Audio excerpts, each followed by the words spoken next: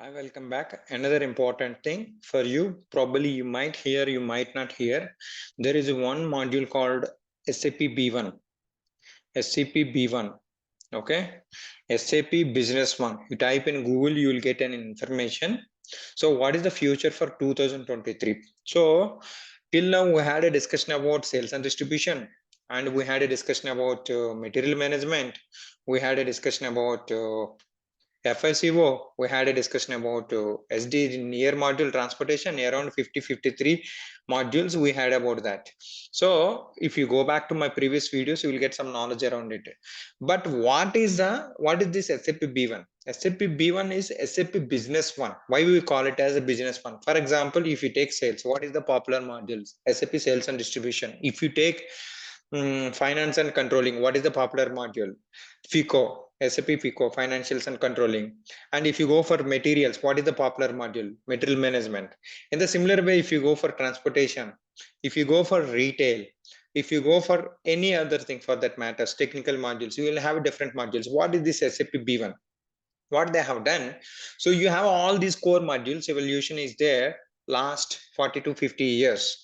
So SAP SD, SAP FI is still standing rock solid in the market. Why? Because core modules, they might pay little low compared with demanding modules, but they are trending in recession. I'm telling you always, core modules without materials, without sales, without finance and controlling, nothing, no industry without these three modules.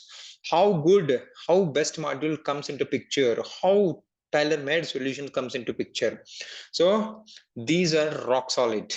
SAP B1 has a very bad trend in 2023. I'm telling you, business one means you'll have a little sales features, you will have accounting features, and you have a controlling features, and you have some HR features, and all put together.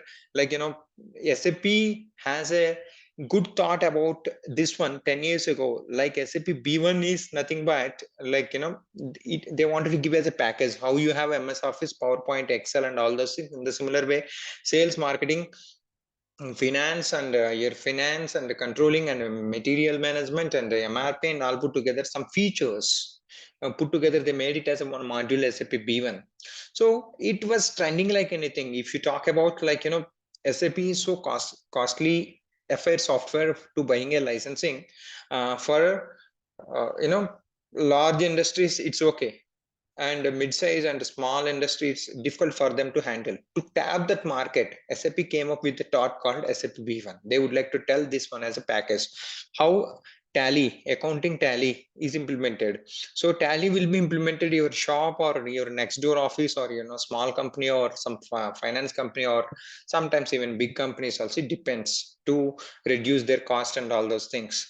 So tally cannot be full-fledged software for the industries where SAP is using, SAP Finance is using. In the similar way, like SAP B1 has that limitation. They would like to target on small and medium SMB, small and medium businesses. That is their target. That's why SAP B1 comes into picture. Okay. So now if you see this, as I said, that accounting, sales and purchase, production, CRM, MRP, etc., all softwares included into one package. They would like to sell that licensing. That is the one. So what is this OneDrive and Outlook and Teams? Why it comes to SAP? So they would like to integrate these tools with SAP B1. So in 2022 summit happened. So in that, they would like to, because SAP become drastically down because of other softwares and other competitors, because they have concentrated these integration. So they would like to bring it back to SAP B1 to common venture. They would like to sell license or something like that. That is SAP plan. Even I'm not completely sure, I haven't attended.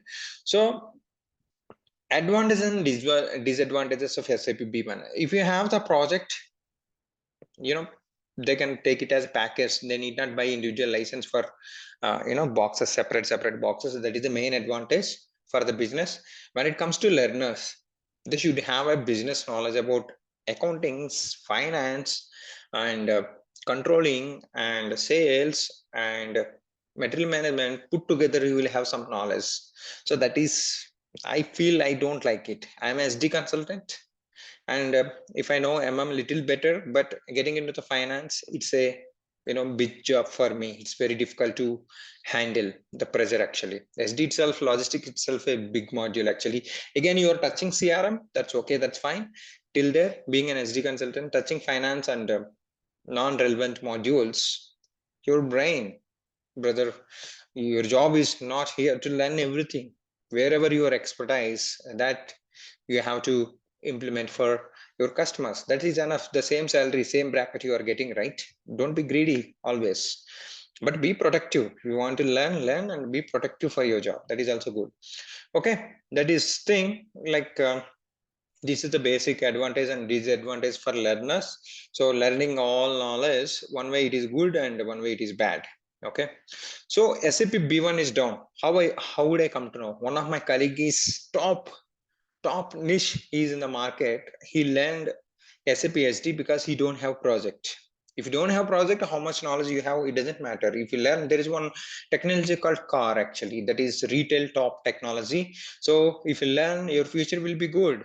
And for 3 years only, they're going to pay 30 lakhs to 40 lakhs per package.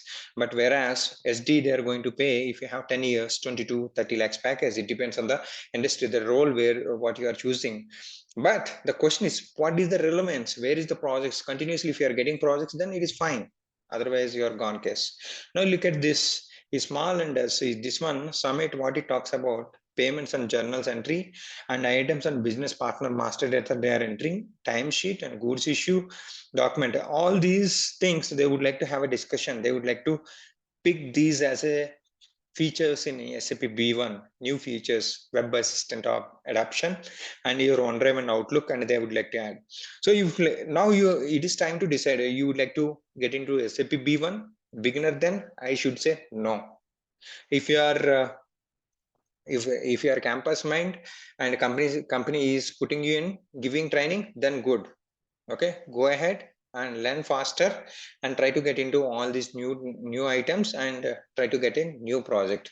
But experienced professional, what should they do if they don't have B1? Better learn SD or or FI, depends on the background what you have.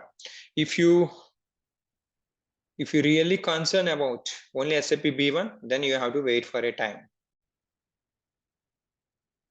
What I'm suggesting, if you are beginner, then if you have a sales background, okay, B1 you are not getting projects, better learn SAP SD either from me. So all these are like, if you are already experienced professionals, if you are well aware of your real-time process, better go through all these courses. This is my SD course, 98 hours, you go through it.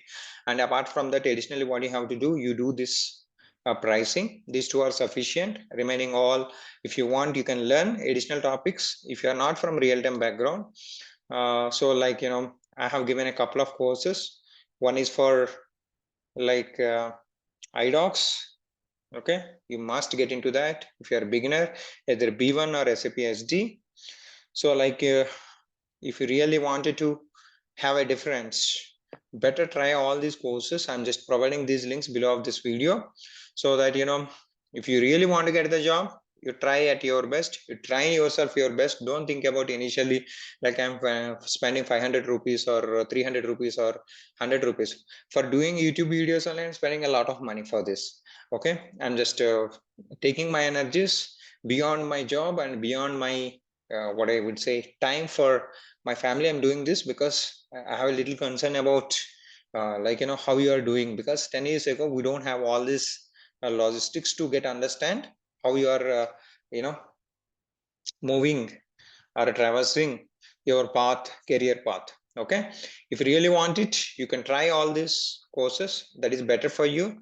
If you are B1 experienced professional, you don't have any career, don't worry. So wait for your time. So if you wait for your time also, like your family wait or someone is wait and you have a many constraints, better get into the standard module, either SD or better go for SD. You will be more stronger with B1 plus SD. So, but both will not be implemented. But I'm telling you, for your career path, if you have B1, work for B1. If you don't have B1, work for SD, so that you can able to balance your job actually, your career.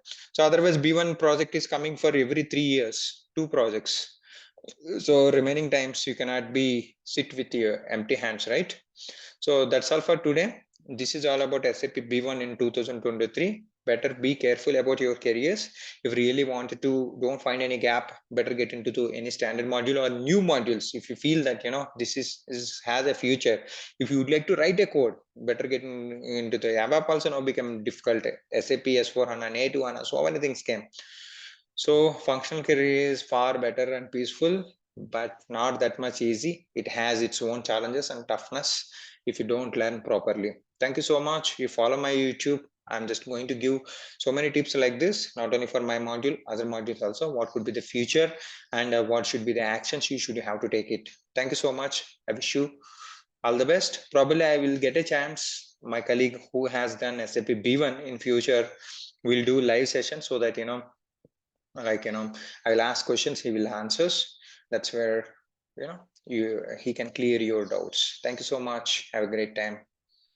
Jai Hind. I wish you all the best for your future careers.